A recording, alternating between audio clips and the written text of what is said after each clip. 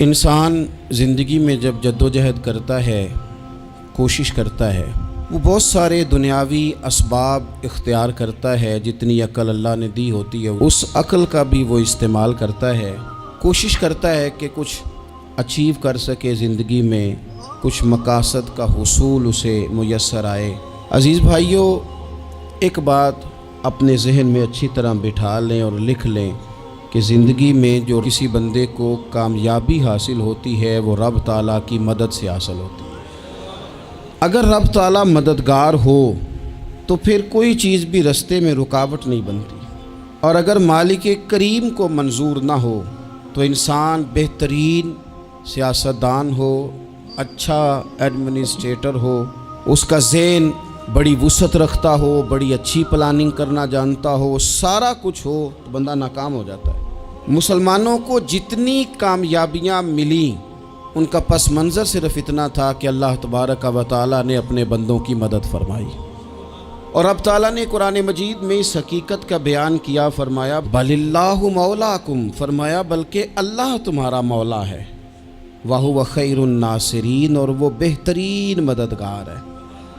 وہ جو رب تمہارا مولا ہے وہ بہترین مددگار ہے، اور اگر وہ مدد کرے تمہاری، سورہ آل عمران میں آگے جا کے ارشاد فرمایا اگر اللہ مدد کرے تو پھر تم پر کوئی غالب نہیں آ سکتا، اور اگر وہ تمہاری مدد چھوڑ دے تو پھر کوئی تمہاری مدد کر سکتا، کوئی مدد نہیں کر سکتا۔ بدر کی جنگ بھی اور فتح مکہ بھی رمضان المبارک میں ہوا ہے۔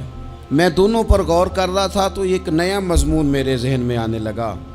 بدر کی جو جنگ ہے اس میں بھی ایک عجیب انقلاب آیا ہے کہ 313 نے 1000 سے مقابلہ کیا، اور جن 1000 سے مقابلہ کیا وہ اسلحے سے لیس تھے، اور یہ جو 313 ہیں ان کے پاس 6 زرہیں، 8 تلواریں، چند گھوڑے، لیکن اللہ نے کامیابی دی تو خود رب نے بیان کیا کس طرح دی، فرمایا وَلَقَدْ نَصَرَكُمُ اللَّهُ بِبَدْرٍ وَأَنْتُمْ أَذِلَّةٌ۔ وہ کامیابی اس طرح ملی ہے کہ رب نے تمہاری مدد کی تھی، تم تو کمزور تھے، اللہ نے بدر میں تمہاری مدد کی، تم جیت گئے۔ وَلَقَدْ نَصَرَكُمُ اللَّهُ بِبَدْرٍ وَأَنْتُمْ أَذِلَّةٌ، اللہ نے بدر میں تمہاری مدد کی، تم تو کمزور تھے۔ پھر فتح مکہ نصیب ہوئی تو اس میں بھی بہترین منصوبہ بندی نبی پاک علیہ السلام نے فرمائی، بہترین حکمت عملی حضور نے اپنائی، لیکن ہمیں جو اللہ رسول نے بات سمجھائی وہ کیا ہے؟ اذا جاء نصر اللہ والفتح، فرمایا جب اللہ کی مدد آئی اور فتح نصیب ہو گئی۔ یہ اللہ نے مدد فرمائی تمہاری، یہاں بھی فتح مکہ بھی اللہ کی مدد سے، جنگ بدر بھی اللہ کی مدد سے۔ وہ جو مدد ہے اللہ تعالیٰ کی، جب وہ ہم یہ کرتے ہیں کہ ہم اپنی ساری زندگی سیاست کی نظر کر دیں، ہماری سیاست صرف ملک میں نہیں ہوتی، ہماری سیاست خاندان میں بھی ہوتی ہے، ہم گھر کے اندر بھی سیاست کرتے ہیں، ہم کسی خاص طریقے سے لوگوں کو اپنے پیچھے چلانا چاہتے ہیں، ہم ایک خاص اسلوب اختیار کرتے ہیں کہ لوگ ہمارے پیچھے چلیں۔ اس کا نقصان ہمیں یہ ہوتا ہے کہ سیاست جو ہوتی ہے یہ شطرنج کے ہیر پھیر کی طرح ہوتی ہے، تو اس کے راز بڑی جلدی کھلنے لگ جاتے ہیں، پتہ چل جاتا ہے کہ بندہ مخلص نہیں تھا، سیاست کر رہا تھا، طریقے سلیقے سے اس نے جوڑ کے رکھا ہوا تھا۔ ہم ہر جگہ سیاست کے بل بوتے پر چیزوں کو لے کے چلنا چاہتے ہیں، سیاستیں ناکام ہو جاتی ہیں، سیانے لوگ فیل ہو جاتے ہیں، بچتا صرف وہی ہے جس کے پیچھے رب تعالیٰ کی مدد شامل حال ہوتی ہے۔ اپنی زندگی کے اندر ہم جو کچھ بھی کر رہے ہیں، جس شعبے سے بھی ہمارا تعلق ہے، آج ہم نے اس بات پہ غور کرنا ہے کہ پہلے تو یہ غور کر لیں کہ جو کام ہم کر رہے ہیں کیا وہ کام ایسا ہے کہ اس میں اللہ کی مدد ہمیں ملے گی؟ اگر آپ کوئی معاذ اللہ ناجائز کام کر رہے ہیں، فعل حرام کا ارتکاب کر رہے ہیں، تو اس میں تو مدد الہی آئے گی نہیں۔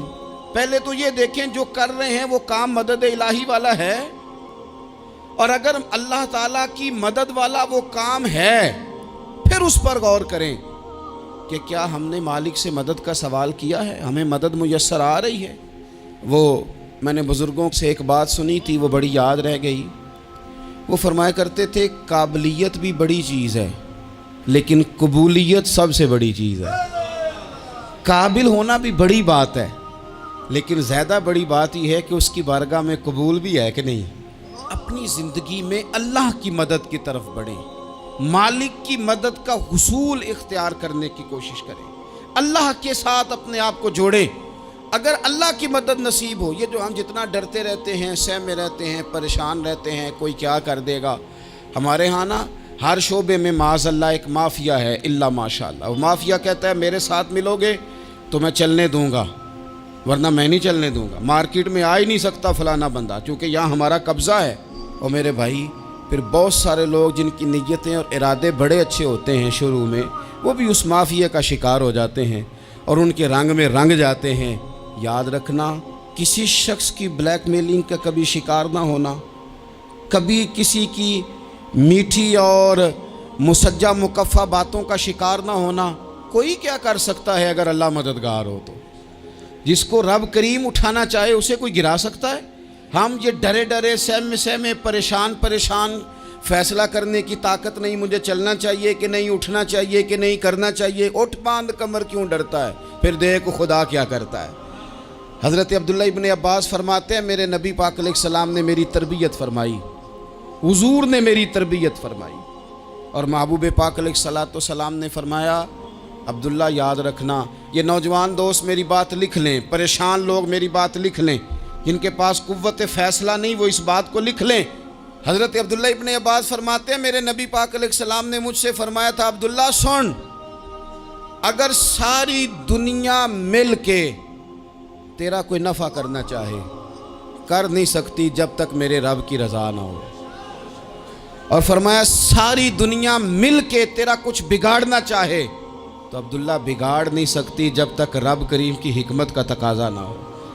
لوگوں سے ڈرنا، لوگوں کی طرف دیکھنا، ماحول دیکھ کے اپنے راہ کا تعین کرنا، ہر بندے کے خیالات کے مطابق ڈھلنے کی کوشش کرنا، فلانا نہ ناراض ہو جائے، فلانا نہ ناراض ہو جائے، وہ جس نے ہونا ہو جائے، بس رب رسول ناراض نہ ہو۔ اپنی زندگی میں اپنے مالک کو مولا جان کے، بل اللہ مولاکم، اللہ تمہارا مولا ہے، وَهُوَ خَيْرُ النَّاصِرِينَ، وہ بہترین مددگار ہے۔ توجہ جب بھی کریں رب کی جانب کریں، اپنے دل کا قبلہ درست رکھیں، سوچوں کے زاویے سیدھے رکھیں۔ میرے بھائی مالک جب بندوبست کر دے نا، جب مالک بندوبست کر دے پھر ایسا بندوبست کرتا ہے کہ لوگوں کے پاس نا چارہ نہیں رہتا۔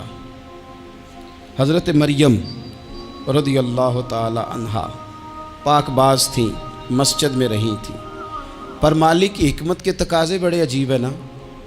پھر جناب مریم کو اللہ تعالیٰ نے بغیر شوہر کے اولاد عطا کر دی۔ یہ بات ہی ایسی تھی، وہ کسی نے کہا تھا کہ مخلوق تو فنکار ہے اس درجہ کے پل بھر میں سنگے در کعبہ سے بھی اصنام تراشے، تم کون ہو کیا چیز ہے داغ کبابی، لوگوں نے تو مریم پہ بھی الزام تراشے۔ تو لوگوں نے کہا کدھر سے لے آئی بچہ، تیرا باپ تو ایسا نہیں تھا، کہاں سے لے آئی؟ اللہ کرے میں آپ کو سمجھا سکوں، ذرا اپنے آپ کو وہاں کھڑا کریں کہ ایک پاک باز عورت، پاک باپ کی بیٹی، طیب ماں کی بیٹی، اور اللہ کے گھر میں پرورش پانے والی خاتون، ایک وہ وقت اور ایک یہ وقت کہ اس عورت کو کٹہرے میں کھڑا کر کے پوچھا جا رہا ہے کہ معاذ اللہ تیری گود میں بچہ جائز نہیں ہے، کہاں سے لائی ہے؟ اب خود سے صفائیاں بندہ کتنی کو دے، کتنی کو وضاحتیں کرے۔ اور میں نے تو اپنی زندگی میں دیکھا ہے زیادہ وضاحت دینے والے کو بھی لوگ جھوٹا سمجھنے لگ جاتے ہیں، زیادہ وضاحت دینے پر بھی لوگ کمزوری کا اظہار سمجھتے ہیں کہ کمزور پڑ گیا۔ آپ صلح کی کوشش کرتے ہیں، سامنے والا بزدل سمجھ لیتا ہے، زیادہ وضاحتیں بھی کمزور کر دیتی ہیں۔ اب حضرت مریم کو کٹہرے میں کھڑا کر کے کہا بچہ کس کا ہے؟ تو پھر خدا بندوبست جب کرے، اللہ جب مددگار ہو، تو پھر حضرت مریم کی گواہی درختوں سے نہیں دلوائی، اس نے پتوں سے نہیں دلوائی، پھر فرشتے نہیں بھیجے۔ حضرت مریم کہنے لگی مجھ سے نہ پوچھو، وہ جو پنگوڑے میں ہے اسی سے پوچھ لو، ان سے پوچھو نا، وہ کون ہے پوچھ لو، ان سے کر لو سوال۔ انہوں نے کہا پنگوڑے میں چند دنوں کا بچہ یہ جواب دے گا؟ مددگار تھا رب، ان کی برات کا اعلان کرنا تھا مالک نے، اور جب مالک اعلان کر دے، جب مالک تیری صفائی دینا چاہے، جب مالک تجھے دنیا کے سامنے نکھارنا چاہے، تو पंगूड़े में लेटे हजरत ईसा बोल के कहने लगे इन्नी अब्दुल्ला आतानी अल किताबा, फरमाया मैं अल्लाह का बंदा हूँ, रब ने मुझे किताब अता करके नबी बना के दुनिया में भेजा है। मैं अल्लाह का बंदा हूँ, किताब लेके आया हूँ, नबी बन के आया हूँ। फिर पंगूड़े से ऐलान हो गया, फिर बच्चा बोल पड़ा। और ये एक दफ़ा नहीं बात हुई, ये बनी इसराइल में एक जुरैज नाम के शख्स भी थे जो नमाज पढ़ रहे थे। बाज़ ने लिखा है नफल नमाज थी, अम्मा ने पुकारा तो आए नहीं, तो माँ के मुंह से निकल गया तू इतनी देर तक मरेगा नहीं जब तक किसी बेहया औरत का मुंह ना देख ले। तो वो इबादत गुजार थे, लेकिन लोगों ने उनकी इबादत, रियाजत, परहेजगारी को नहीं देखा। बस एक औरत को भेज के इल्ज़ाम लगवा दिया। वो औरत आया जाया करती थी, अब आ जाती हैं औरतें, मसला पूछने की नीयत से भी आ जाती हैं। माहौल में कुछ जगह ऐसी भी हैं जहां औरतें दम कराने के बहाने आ जाती हैं। वो खातून आती जाती थी उस खानका पे, आस्ताने पे, ये बुखारी में मौजूद है, पर उसने कहा मेरी गोद में जो बच्चा है ये इन्हीं का है। मुझे बताएं कैसे बंदा वजाहत दे। हालात ख़राब हो गए, लोग कुटिया जलाने लगे, माहौल और तरह का बन गया। मेरे नबी पाक अलैहिस्सलाम फरमाते हैं फिर उस रब के बंदे ने कहा मालिक तू करीम है, तेरी मशीयत का तकाजा आया जो मेरी माँ ने जुमले बोले थे, पर अब मैं वजाहत देने के काबिल नहीं रहा, अब तू ही करम करेगा तो दरवाज़ा खुलेगा। तो वो चंद दिनों का बच्चा पंगूड़े में बोल के कहने लगा मैं इस दरवेश का नहीं, मैं तो फलाने चरवाहे का बच्चा हूँ, वो जो बकरियाँ चराता है। रब की मदद को पुकारें, अपने साथ अपने मालिक की मदद को शामिल करें, थोड़े रिस्क पर भी गुजारा अच्छा होने लग जाएगा।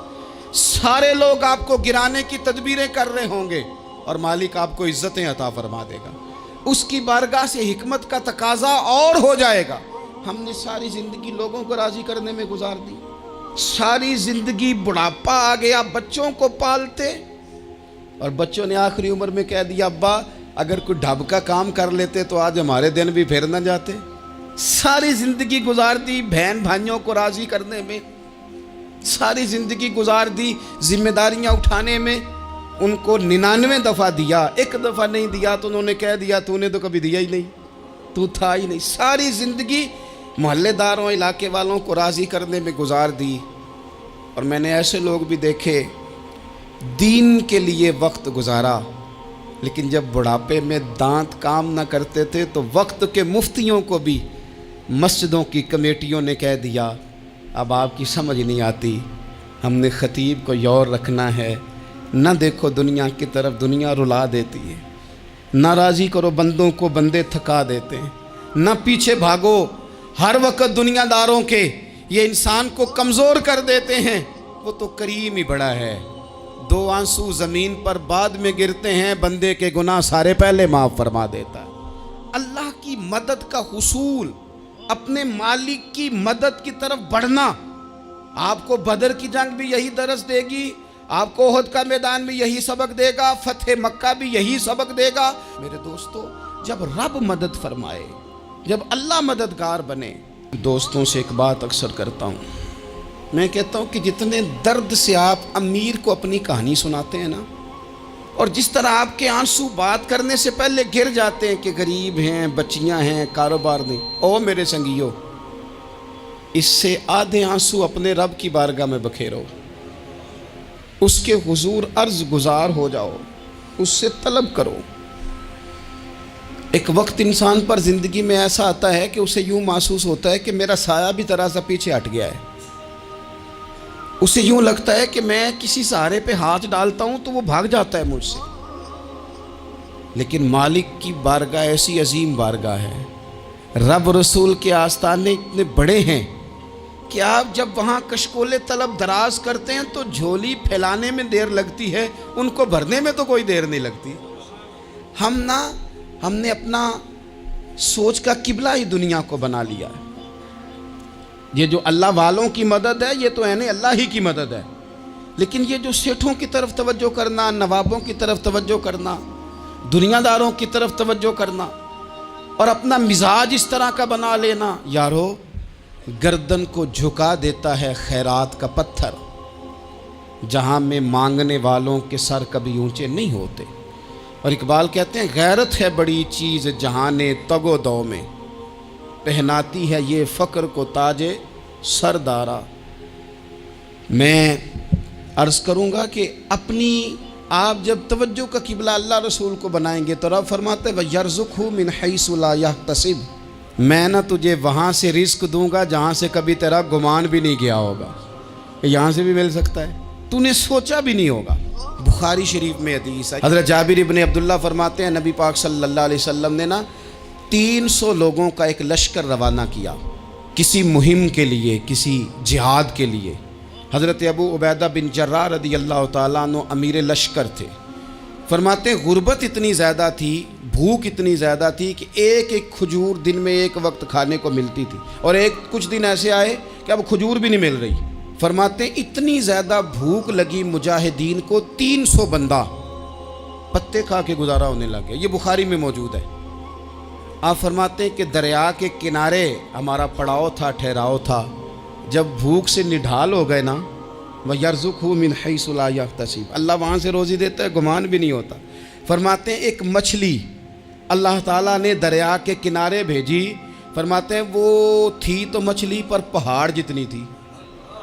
بخاری میں لفظ ہیں، حضرت جابر ابن عبداللہ رضی اللہ تعالیٰ عنہ فرماتے ہیں 300 آدمی 18 دن تک اس مچھلی کو کھاتے رہے، مچھلی ختم ہی نہیں ہوئی۔ مچھلیاں نہیں، مچھلی کہتے ہیں 18 دن 300 بندہ کھاتا رہا، مچھلی ختم ہی نہیں ہوئی۔ اور فرماتے ہیں کہ اس کی ہڈی نکال کے، کانٹا کہیں گے آپ اپنی زبان میں، کہتے ہیں وہ نکال کے نا تو اس کو کھڑا کیا نا جب، تو اونٹ کجاوے سمیت اس کے بیچ سے گزر جاتا تھا، 2 اس کے کانٹے جوڑے۔ فرماتے ہیں وہ اس کا گوشت ہم کھاتے تھے اور اس کی چربی بطور تیل کے ہم جسموں پہ ملتے تھے، بیماروں کو اس سے سکون آتا تھا، تندرستی شفا ہوتی تھی۔ فرماتے ہیں ہم کھایا بھی ہم نے، اور کچھ لے کے ہم مدینے بھی گئے، اور قربان جائیں نبی پاک نے بھی اس میں سے کھایا۔ ہم نے عرض کی حضور یہ معمہ کیا ہے، یہ ماجرا کیا ہے؟ تو محبوب نے فرمایا تمہارے پاس غذا نہیں تھی، رب نے تمہارے لیے بندوبست کیا ہے، اللہ نے تمہیں دیا ہے۔ مکان شروع کر لیا، ایک صاحب نے وہ مکان بنانے لگے، آپ وہ حساب لگا رہے ہیں، کہتے ہیں میرے پاس اتنے پیسے ہیں، اتنے میں نے فلانے دوست سے کہنا ہے اس نے دے دینے، اتنے فلانے رشتہ دار سے کہنا ہے اس نے دے دینے، اتنے فلانے سے کہنا ہے اس نے دے دینے۔ یہ ساری کاپی بنا کے مکان شروع کر لیا۔ جو روز کہتا تھا نا کوئی حکم ہو جاتے 10، سب سے پہلے اس کو کہا میاں پیسے چاہیے دین، وہ کہندا ہو کل ہی منڈا ٹوریا ہے، کدے تو پرسوں 10 داتے لب جانے سن۔ میں آپ کو اپنے تجربے کی بات بتا رہا ہوں۔ جن لوگوں کا خیال ہوتا ہے نا کہ آپ سٹارٹ کریں فلانا کام، ہم آپ کے ساتھ ہیں، اللہ کا ہی کوئی نظام ہے، وہ بالکل بھی نہیں ساتھ ہوتے۔ لیکن ایسا نہیں ہے کہ کوئی ساتھ نہیں ہوتا، اللہ تعالیٰ بڑے اسباب پیدا کرتا ہے، وہاں سے دیتا ہے جہاں سے گمان بھی۔ ہمارا یہ ذہن بن جاتا ہے ہم ساری اپنے حساب سے چلتے ہیں، اتنے رشتہ داروں سے، اتنے، کون آپ کے ساتھ چلے گا؟ سوال ہی نہیں پیدا ہوتا۔ یہ سارے کام چھوڑ کے سب سے پہلے 2 رکعتیں پڑھو، اپنے رب کی بارگاہ میں، رسول کائنات کی بارگاہ میں گزارشات اور استغاثے پیش کرو، وہاں سے خیر طلب کرو۔ دنیا دار کیا دیں گے، کیا دے سکتے ہیں، کیا حیثیت ہوتی ہے کسی؟ اللہ کہتا ہے وہاں سے دوں گا۔ تو جو اللہ مال دے وہ لینا چاہیے کہ رشتہ داروں کا مال دیکھنا چاہیے؟ جو اللہ دے وہ لینا چاہیے کہ سیٹھوں نوابوں کی جیبیں دیکھنی چاہیے؟ جو اللہ دے وہ قبول کرنا چاہیے یا دیکھنا چاہیے کون سا آدمی کہاں پہنچ گیا؟ چھوڑو، اپنی مٹی پہ چلنے کا سلیقہ سیکھو۔ کسی کے سنگ مرمر پہ چلو گے تو پھسل جاؤ گے، پھسل جا۔ اس پر ایک اور بات عرض کر دوں، صحیح بخاری سے، مسلم سے ایک اور بات۔ کچھ چیزیں ایسی ہیں جن سے اللہ کی مدد آتی ہے، مدد ملتی ہے۔ ایک چیز ان میں سے ایسی ہے جس سے بہت مدد نازل ہوتی ہے، وہ ہے کہ جب رب آپ کو دے نا تو پھر آپ بھی اس کے رستے میں دیں، پھر مدد آتی ہے، پھر اور آتا ہے۔ بخاری مسلم میں حدیث ہے، یہ زیادہ ہی توجہ طلب امر ہے، اس پر آپ غور کریں گے۔ حضرت ابو ہریرہ فرماتے ہیں کہ نبی پاک علیہ السلام نے فرمایا ایک شخص نے بادلوں کے اندر سے آواز سنی کہ فلاں آدمی کا کھیت اور باغ خشک ہو گیا ہے، وہاں برسو اور اس کے کھیت کو سیراب کرو۔ وہ بڑا حیران ہوا کہ بادل سے آواز آ رہی۔ پھر اس نے دیکھا کہ ایک پہاڑی پر بارش ہوئی، وہ بادل وہاں برسا، پھر نالیوں سے ہوتا ہوا پانی ایک طرف چلا تو جس نے آواز سنی تھی حضور بیان کر رہے ہیں، وہ بھی پیچھے پیچھے چلا کہ پانی کدھر جا رہا ہے۔ اس نے جا کے دیکھا کہ ایک مقام پہ ایک باغ کو وہ پانی لگ رہا ہے اور ایک آدمی وہ پانی لگا رہا ہے۔ اس نے اس سے پوچھا تیرا نام کیا ہے؟ اس نے کہا کیوں؟ کہنے لگا بتا نا۔ اس نے نام بتایا تو کہنے لگا یہی تو وہ نام ہے جو میں نے بادلوں کے اندر سے سنا ہے کہ فلاں کے کھیت کو پانی دے دو۔ اس نے کہا یار تو کیا عمل کرتا ہے کہ اسپیشل تیرے لیے بارش برسے؟ یہ بخاری پڑھ رہا ہوں، سیاستہ سے حدیث عرض کر رہا ہوں۔ اس سے پوچھا تو کیا کام کرتا ہے کہ جناب اللہ تبارک و تعالیٰ کا حکم کرم آیا کہ خاص تیرے لیے پانی برسے اور تیرے کھیت کو سیراب کرے؟ تو اس نے کہا چھوٹا ذمہ دار ہوں، پر جب فصل اگتی ہے تو 3 حصے کرتا ہوں۔ ایک حصہ اپنے بال بچوں پہ، بہن بھائیوں پہ خرچ کرتا ہوں، ایک حصہ پورا، اور ایک حصہ دوبارہ کاشتکاری پہ لگاتا ہوں، اور تیسرا حصہ خالص میں نے مسکینوں، یتیموں اور غریبوں کے لیے رکھا ہوا ہے۔ وہ جو تیسرا حصہ اللہ کرے آپ سمجھیں، وہ رب کے بندوں پہ تیسرا حصہ خرچ کرتا ہے نا، تو کریم مالک نے فرمایا جہاں سے غریب کا حصہ جاتا ہے وہ کھیت خشک نہیں رہنا چاہیے، وہ جہاں سے مسکین روٹی کھاتے ہیں وہ خشک نہ رہے، جہاں سے یتیموں کو کچھ آتا ہے کہیں اس کی فصل رہ نہ جائے۔ میں اور آپ بھی اگر اپنے مال میں مسکینوں، یتیموں، غریبوں کے حصے رکھ لیں گے تو فصلیں خشک نہیں رہیں گی، ان کے اندر تازگی آئے گی، نور آئے گا، کرم آئے گا، خاص کر خدا کی رحمت برسے گی۔ مدد اللہ سے چاہیں، اپنی توجہات کا مرکز رب رسول کی ذات کو بنائیں، پھر آپ محسوس کریں گے کہ بڑی جلدی اللہ تعالیٰ کی مدد آنے لگی ہے۔ کبھی آپ صرف کہہ دیں نا میرا رب میرے ساتھ ہے، اس لفظ میں اتنی طاقت ہے کہ دشمن ویسے زہر ہو جاتا ہے۔ زندگی میں کسی سے بھی لڑائی ہو تو اچھی طرح سوچ لیں کہ اللہ اس طرف ہے یا اس طرف ہے۔ اگر آپ زیادتی پہ ہیں تو پھر رب مظلوم کی جانب ہے۔ اگر اللہ کی مدد آپ کے ساتھ ہے تو دنیا کی کوئی طاقت آپ کو گرا نہیں سکتی، اور اگر آپ مظلوم کے مقابلے میں ظالم بن کے آپ کھڑے ہو گئے ہیں اور آپ نے رویہ وہ اختیار کیا ہے کہ جس میں مدد نہیں آئے گی، تو پھر یاد رکھ لیں کہ آپ کوئی بھی ہیں، کہاں بھی ہیں، آپ کمزور ہیں۔ طاقتور تھے ابتدائے اسلام میں، ظاہری طاقت تھی کفار مکہ کے پاس، وہ ڈنڈوں سے مارتے تھے غریبوں کو، ان کے ہاتھوں میں ڈنڈے تھے، پر خدائی طاقت ان مظلوموں کے ساتھ تھی۔ صاحب زرقانی نے لکھا ہے حضرت زنیرہ رضی اللہ تعالیٰ عنہ ایک لونڈی ہیں، غریب ہیں، ماڑے دا کی کام محمد نس جانا یا رونا، غریب سادی بی بی اور لونڈی کنیزہ، ایک مشرک کی کنیزہ تھی، انہوں نے کلمہ پڑھ لیا، وہ ڈنڈوں سے مارتا، دروں سے مارتا، تکلیف دیتا۔ حضرت زنیرہ رضی اللہ تعالیٰ عنہ کو اتنا مارا، اتنا مارا۔ اب آپ ایک اور پہلو پر بھی غور کریں، مار بھی پڑ رہی ہے پر خدا ادھر ہی ہے، اللہ کی مدد ادھر ہی ہے۔ رب کہتا ہے کہ پہلے تو صبر کرنا، ان اللہ مع الصابرین، تو صبر کرے گا تو پھر رب کی معیت ملے گی، ذرا ٹھہرنا، تو تھوڑا ڈٹنا۔ ان الذین قالوا ربنا اللہ ثم استقاموا تتنزل علیہم الملائکہ، تو کہے اللہ میرا رب ہے، پھر تو پہلے ڈٹ، پہلے تو نے ڈٹنا ہے۔ ثم استقاموا، جو ڈٹ گیا، تتنزل علیہم الملائکہ، ڈٹنے والے کے لیے مدد آتی، پہلے تھوڑا ٹھہرنا پڑتا ہے، پہلے تھوڑا صبر کرنا پڑتا ہے، حوصلہ کرنا پڑتا، اس کے بعد مدد آتی۔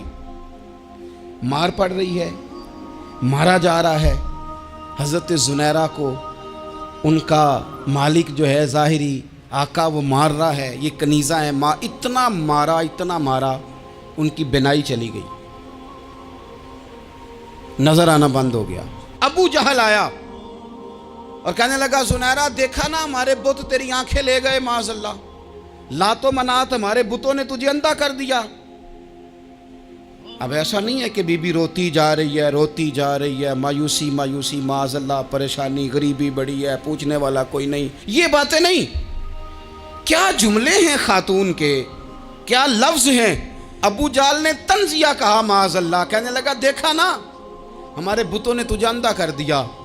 تو جناب زنیرہ آنکھوں کی بینائی گئی ہے، رات کو گئی ہے، دکھ ابھی تازہ ہے، لیکن اللہ پہ جو توکل ہے، اپنے مالک سے جو رشتہ ہے، وہ اتنا مضبوط ہے، اتنا طاقتور ہے، اس میں اتنی گہرائی ہے کہ حضرت زنیرہ بول کے نا اتنی قوت سے بولی، اتنی طاقت سے بولی کہ پورے کفر پر لرزہ طاری ہو گیا۔ فرمانے لگی تمہارے بتوں کی کیا اوقات ہے کہ میری بینائی لے جائیں؟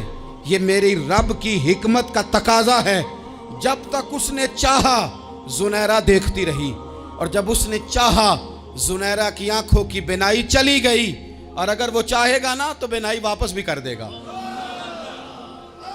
اگر ہو ذوق یقین پیدا تو کٹ جاتی ہیں زنجیریں، اگر وہ چاہے گا تو بینائی آ بھی جائے گی۔ حضرت زنیرہ نے رات کو یہ لفظ کہے، ابو جہل اور سارے کفار ڈر کے سن کے چلے گئے۔ آپ اطمینان سے آ کے بستر پہ سوئی، جب سویرے اٹھی تو اللہ نے آنکھوں کی روشنی واپس کر دی تھی۔ آنکھوں کی اب چھڑی پکڑی ہے، بازاروں میں گھومتی ہے، کہتی ہیں بلاؤ کدھر ہے تمہارے نات و منات، دیکھو میرے رب نے روشنی واپس کر دی۔ آ کر میرے ساتھ ادھر آ، ستمگر ہنر آزمائیں، تو تیر آزما ہم جگر آزمائیں۔